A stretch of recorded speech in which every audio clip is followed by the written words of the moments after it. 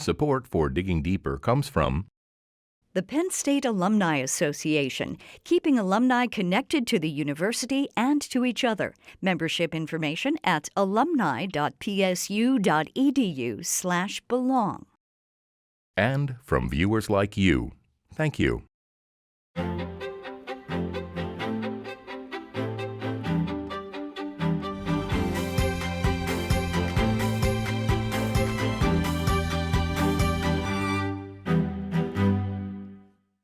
Hi, I'm Andrew Destin. Immersive technology is something we hear about a lot these days. But what exactly is immersive technology, and how can it be used in the classroom to enhance learning? On this episode of Digging Deeper, Penn State President Eric Barron talks to Jennifer Sparrow, Associate Vice President for Teaching and Learning with Technology, and Patrick Dudas, Interim Director of the Center for Immersive Experiences. Well, thanks for joining me. I was sort of thinking that no one would have done a TV show back in the day about the appropriate use of chalk in the classroom or any of those ways in which we used to teach. But today we have this brave new world. So, maybe we could just start with what exactly is immersive technology? Sure. So Patrick, I'll take the lead on that, if that's okay. We're looking broadly at immersive technologies at Penn State to include sort of three technologies that we put on a spectrum, sort of from easiest to use from an entry level perspective to more complex. The first of which is 360-degree video. So that's just as it says, it's a video camera that takes a 360-degree shot of the environment and provides an immersive experience in a headset, like you would see with virtual reality headsets, for example. The second piece is an augmented reality, which is doesn't require a headset, has the technology sometimes brings a 3D piece of a 3D piece of your environment to life on your device. So it'll take something that is flat in your environment and bring it to 3 dimensions on your device. And then the final piece is virtual reality, which is sort of the sci-fi stuff you've seen for many years on TV and on movies. But we're finding it is more and more accessible by our students, faculty, and staff here at Penn State as an option for immersive experiences. So could I say that in one case I'm able to spin around and see a video, and in the other case I'm embedded in it, and the third case I can walk around in it? One of the avenues of doing this is, as Jennifer mentioned, is taking a 360 video. So you can kind of capture that moment. I've actually seen experiences that were live events that use 360 video. So you can kind of feel like you're actually at the event itself and being able to move yourself within that space as well. You can look around. In some of those space sort of technologies, you can actually move forwards and backwards and sort of get a more realistic sort of viewpoint of that live event or a recorded event as well. The VR space, the virtual reality space, is typically something where we try to build out a storyline almost to help you not only just get into that environment, but to kind of get you guided through that environment as well, to kind of motivate you to go from point A to point B, to interact with that world, to learn about that world, and to see it in it's taking you to places that there's no possible camera might be able to go to, or a time period that you can't go to unless you had a time machine. So it almost sounds like a research focus. Is it a research focus, or the way you're expressing it also sounds like it's in the classroom right now today? We are using it right now today, Dr. Barron, and through a variety of different disciplines. We have literature, physical therapy, math, IST, art, marketing are all utilizing these technologies, and others are utilizing these technologies in really interesting ways to bring our students to a location that they can't get to otherwise. And so throughout the pandemic, we may not have had the opportunity to get students physically into particular spaces. So we're able to do that through this 360 video. Or as Patrick mentioned, there are places we can't take students, right? So we can't take them to Mars today. We can't take them to the inside of a volcano. And so we are utilizing that within the classroom today so that students can get access to experiences and experience places that they wouldn't be able to otherwise do. So So it sounds incredibly exciting. Give me an example from literature. Walking in the volcano on Mars, I can see. Did I just put you on the spot, Jennifer? Yeah, that's okay. I've got some good notes from my team. I'm just going to go ahead and bring them up here. So if we have some filler in between this for just a second, I'll bring up Okay, that literature we example. can do that. So Patrick, is this, I see this part of it where you can do things and participate where you couldn't go. But are there other ways people use this to enhance learning? Oh, absolutely. So outside of places that you can't physically go to, or based on time and space and things of that nature, a lot of times they are looking to take realistic objects and put them in the virtual space to apply different types of outside, forces to it. If you have a building, you can put into a virtual space and see how wind in a virtual space might affect sort of the building structure, if you will. Or there's been labs that have been set up that are physics based, and so you can have objects that have real, I don't say real, but virtual physics sort of applied to those types of systems. And again, you can have a sort of a situation where it's allowing somebody to do a lot of the maybe more expensive, more difficult to actually put into a physical space, and actually allowing students and researchers to actually apply this to engineering problems, mechanic type problems, physics-based problems. And so there's a lot of stuff going on right now that is looking to, especially with how COVID sort of affected the way we were doing labs, allowing us to actually create labs in this virtual space and kind of have a realistic sort of viewpoint as best you can, without actually being physically in a lab space. Jennifer, did you want to jump in? Yeah, so our comparative literature course was looking at virtual worlds and real worlds in literature. And so what in the past would have been a very science fiction-y experience. I know Patrick's got some good information about a metaverse, which is something that's emerging in this space.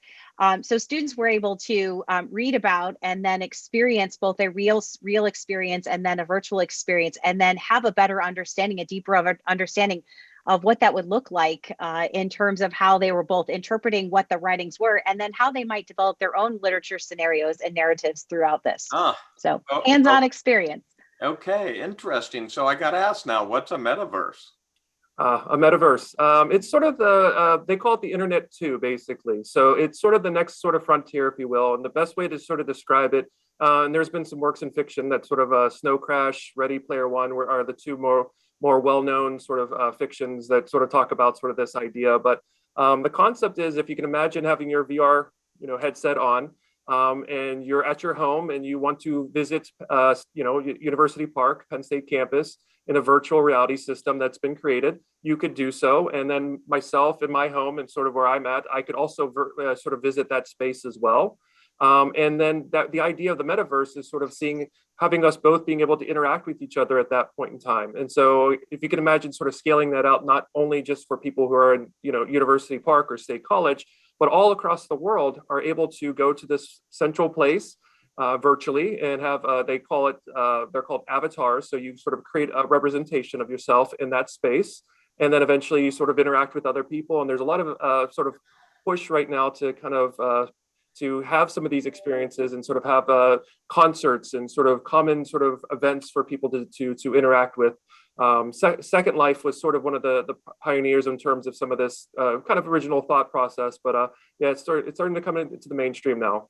So, I can see this in the gaming world. I can see this where a student thinks this is really cool, but how are our students reacting to these technologies as we deploy them? So I think that's a great question, Dr. Barron. And we're seeing sort of a mixed reaction, right? On one hand, we have many students that are coming to us who have been a part of immersive experiences through video gaming or through things like Second Life for many, many years. And so this is second nature to them, right? Why wouldn't we interact this way? Why wouldn't we take our single player or single learner experience and make it this more collaborative, interactive experience online? On the other hand, we're still facing some pretty interesting challenges between what is going to be the single or maybe the two top technology. So when people come into these spaces, they might be used to one technology, and we're looking at a different technology. And so there is some hesitation, I think, on some students' parts about what does it mean to be fully immersed, right, with a headset on and not be aware of your surroundings. So it's one thing to do this from your home, right? As Patrick mentioned, we could both be a part of the University Park campus from wherever we are. It's another thing to be in a space with 12 or 15 other students, and now you're a little bit vulnerable because you're not able to see what's around you, right? You're immersed in this other space. And so we're looking at learning space design. How do we design spaces that allow you to be jointly in a space, a virtual space, but not running into each other, having your own defined space, being able to move, even rotate 360 degrees in your chair so that you can take full advantage of this space without being there. So I think our students are really excited about it. I think our faculty are interested in how this allows them to take their pedagogy to a new level, right? And we're even finding ways that we have to have different vocabularies about what is front and what is back, because when you're in these spaces, you have to orient very differently because everybody could be in the same space, but they could all be facing different directions. So does this mean also that there are a lot of sort of not just technology challenges here? Designing the classroom has to change. Can I do this just as easily for a big gen ed class where I'm getting people excited about science, and the small engineering or design class that I can really see what I'm doing in three-dimensional space and walk through it?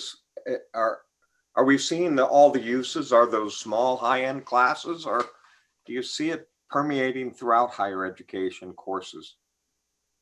So I think we're going to see, oh, go ahead, Patrick, sorry. No, it's okay. I was just going to say, I think when it comes to the technology and the software that's out there, I think it's going to be a bit of a learning curve for a lot of people to actually design and create those types of worlds and sort of work in those spaces. We have a licensing with Adobe, and there's a couple products called Adobe Aero that are very easy to create augmented reality projects very easily that you can probably do within 15, 20 minutes. The virtual reality space is going to be something where it takes a little bit more, and there's obviously a technology part to it as well that's going to make it a little bit more but difficult to sort of just make it a one-off type situation. But what we're trying to do between the ICDS group, the Institute for Computational Data Sciences, and the Teaching and Learning with Technology group is trying to figure out easy ways for people to access that type of technology, get it to the students so they can learn about it, try it out, and seeing what their creative minds can kind of put together at that point. So when we had to react to COVID and so many people went online, one of the things that struck me that made us as successful as we could be and more successful with others is the number of people we had thinking about instructional design. Mm-hmm. So we have a team. How big is our team? Because this must be quite a leap for a lot of faculty to enter into this space if they're not technologically savvy. Maybe not, but we have a team. We do. We have a team that's housed in the Center for Immersive Experiences. I think, Patrick, if I'm counting correctly, it's about 10 folks right now. And that's supported by the Teaching and Learning with Technology team that has been doing this kind of outreach work and lowest barrier of entry work with like the Media Commons, for example. And so as Patrick mentioned, getting folks into a virtual reality and being creators of virtual reality is a pretty time intensive and resource intensive in terms of the programming piece, because you're designing a whole world basically from scratch.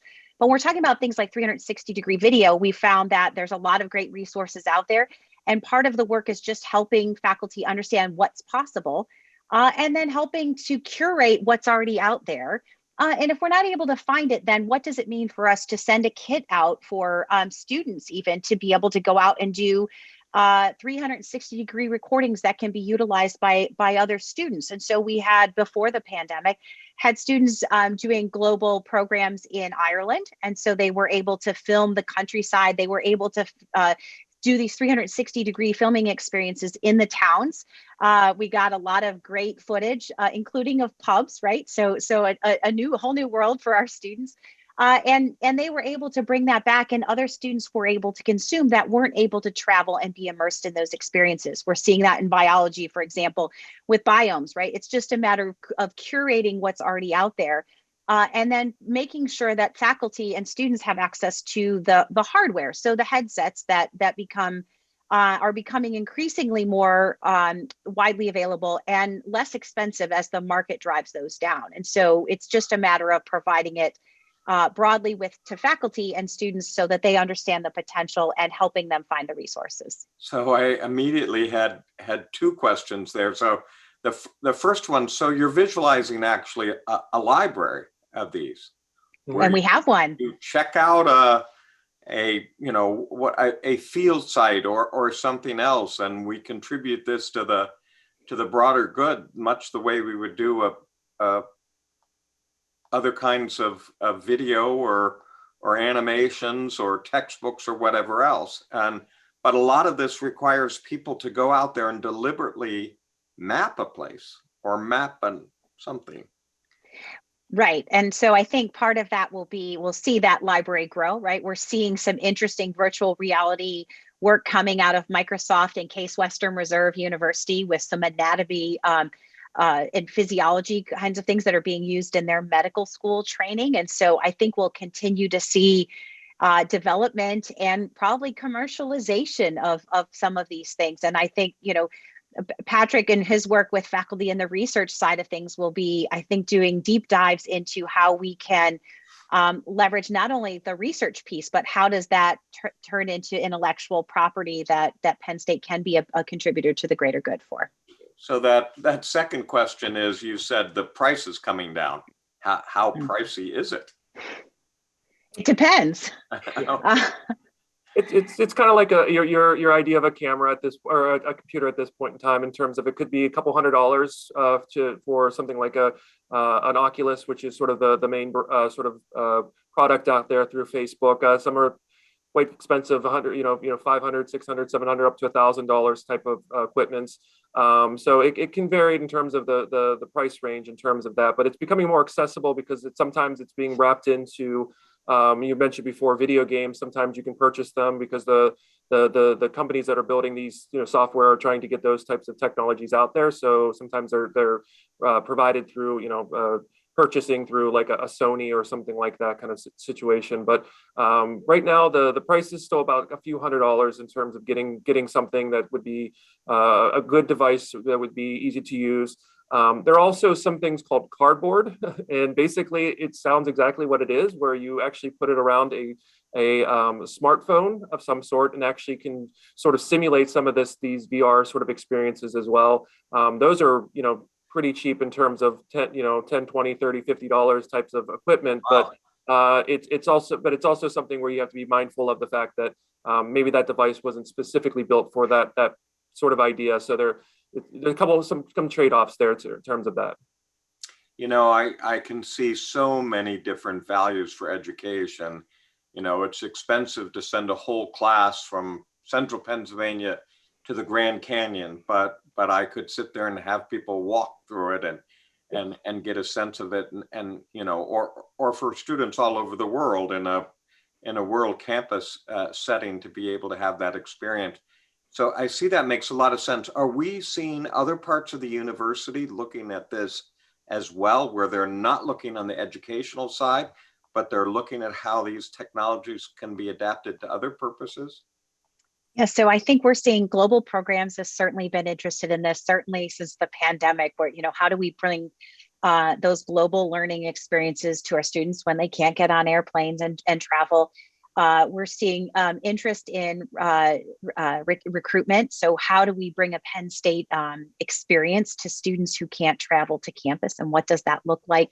Athletics is looking at this, right? There's an opportunity to put somebody in a situation that we can't replicate until they're actually there. And so there's some interesting, I think, uses of this. I'm hearing of other institutions using this for fundraising. So when you think about this experience that you could bring donors into Beaver Stadium on a whiteout game and be able to watch the band play and the team enter and the student section behind you cheering. There's a very visceral, emotional experience with that. And you can imagine trying to make connections and how that might resonate with donors who are thinking about what is the next big thing that I want to be contributing to at Penn State.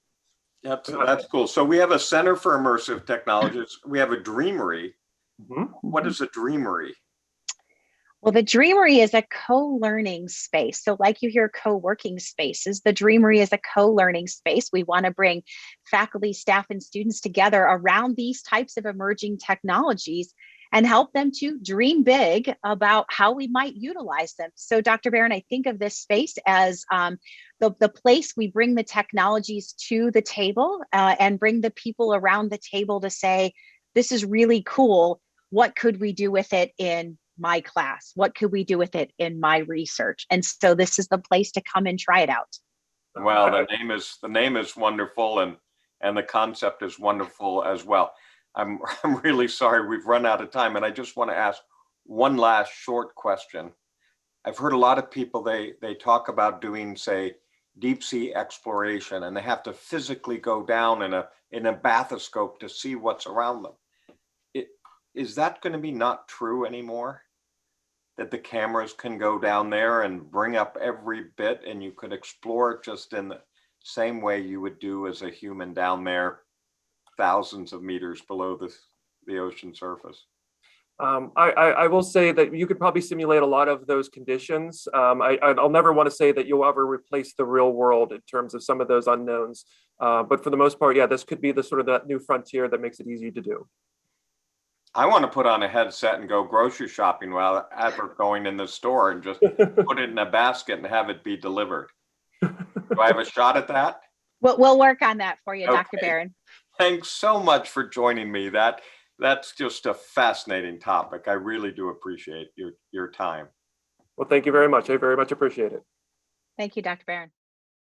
All right, Dr. Barron, thanks so much for taking the time to speak with me, in light of the conversation you just had moments ago about some of this immersive technology here at Penn State. So on that note, are there any plans, with immersive technology for it to be used outside the classroom? Could immersive technology be used as an alternative to in-person instruction for students who maybe they struggle with online applicants like a Zoom? I certainly think that there are a lot of applications there. Certainly with, World Campus takes on that environment and has been for a long period of time. But how do they go on a field trip? How do you go see the architecture of Rome? It's a challenge, and so this could be transformative in education, no matter how it is delivered. But I think we're also seeing lots of interesting possibilities. So one that I know is the folks that are raising money for the university. How do you train people? You literally could train people in this space with someone posing the questions and working with you and challenging you. And I think I sense a lot of interest and willingness to be able to do things like that. So. Well, and the students themselves, which ones would it be that have access to this type of immersive technology? Would it be just University Park students, for Commonwealth ones, or World Campus? So I have a lot of people that ask me a question like this. So we just had a new science laboratory that we cut the ribbon on at Greater Allegheny campus.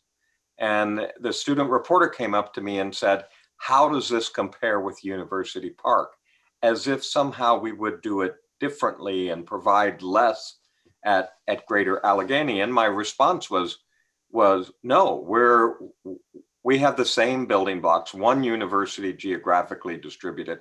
I would be extremely disappointed if this was something that was for one campus and not all campuses that we're ready to take this on. So.